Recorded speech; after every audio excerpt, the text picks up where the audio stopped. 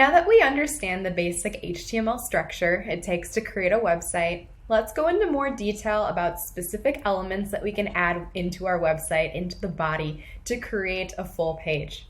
The first thing I'd like to discuss for this unit is going to be the creation of lists.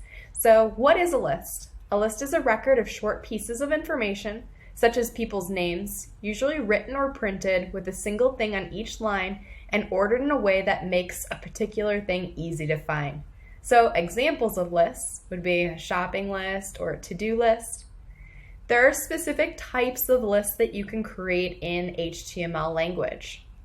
There's a UL, which is an unordered list, and this is going to list your items using plain bullet points. An ordered list, which is written as OL, and this will use different schemes of numbers to list your items in the particular order that you want. And then finally we have our DL, which is going to be our definition list, or sometimes called description list. And this is going to arrange your items in the same way as they would be arranged in a dictionary.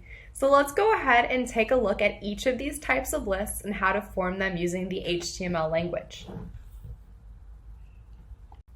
Looking at our website, each type of list that I just mentioned is here, as well as an example of how it can be written. So looking first at that unordered list, again, it would be created with bullet points in front of it. You can see an example with our opening and closing unordered list tags. And then each of our elements that would be within those tags are going to be in LI tags as the list elements. If you look underneath each type of list, there is a Try It button. If you click on that, it's going to take you to a page where it shows you a sample of that type of list, so our unordered list here, as well as our list elements. On the right-hand side of the page, you can see what that list would look like if it was created. It also lets you go in there and adjust if you would like to rename any of these things. And if you hit run, it'll actually publish that new code on the other side of the page to test it out. All right, so let's go ahead to the next one where we have ordered lists.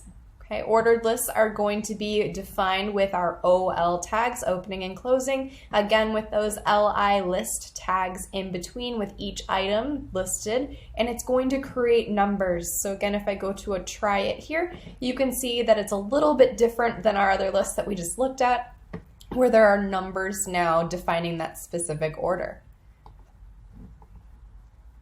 Our last type of list, our description list or data list, is going to be defined now with DL tags.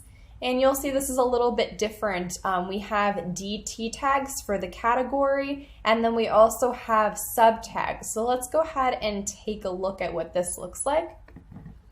See how the DT tags or data table tags are going to be in front, and then we have our DD tags, which are those sub tags that are going to show you the list items underneath, defining it in a kind of category of what you'd see in a dictionary.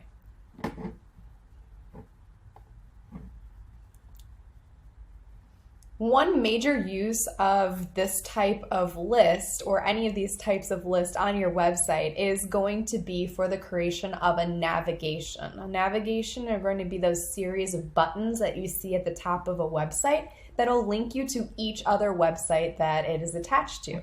So for example, if we went to our Homewood Flossmoor website, you can see that each of these items here at the top are going to be list, and they're going to be within navigation tags. You also have this other set at the top, you're going to have this other set at the bottom, so all of these could be within navigation tags and probably an unordered list. You can also put a list within a list. So you can see that we have our ordered list around the outside, but inside of our ordered list, you're going to see that there is an unordered list. So what would this look like? Well, there's a Try It button below. Here is our ordered list numbered going down the page. And then our unordered list with the bullet points is going to be these in between. So you can put a list within a list within a list if you would like to, and it'll just break it down into these subgroupings. So now it's time to create your own list. So you're going to follow the tutorial, lists tutorial. You're going to open a new document on liveweave.com. Make sure when you do that, you are checking that it's not one of your old pages that you have saved that has the web address with the numbers and symbols afterwards. If it is, make sure you exit out and open a new page on liveweave.com so it's fresh. And you're going to set up a basic website using the following tags that we have already learned so far. So starting with your doc type tag, and then an opening and closing HTML tag. Inside of those HTML tags, you should have a head, followed by 2 body tags. And inside of the body tags will be your footer and at least 1 paragraph. So all basic tags that we have used already.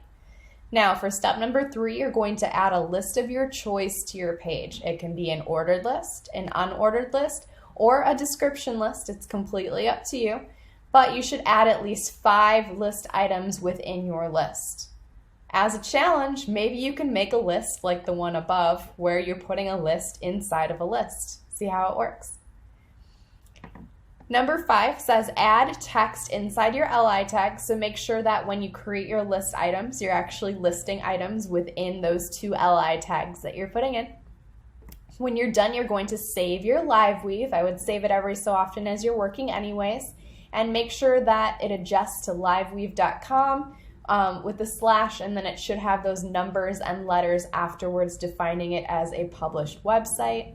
And then you're going to copy that address that's at the top of the page, and you're going to submit it on Google Classroom under Lists Tutorial. So here's an example that I made. I have the link to it on liveweave.com, and I also put the coding of what it would take to build it down here. So you can see my basic structure of my page. I have my head, I have my body, and then I also have my ordered list with at least 5 list elements in between. I made a grocery list as my list. And if you click on this link to liveweave.com, it takes you to the actual list that I created there. Okay, so again, we're typing our HTML code up in this top left-hand corner. And then anything that you create here is going to show up on your actual website as your list. When you're done, you're going to save it and publish that link, and then go back to Google Classroom onto our page and turn it in for the assignment.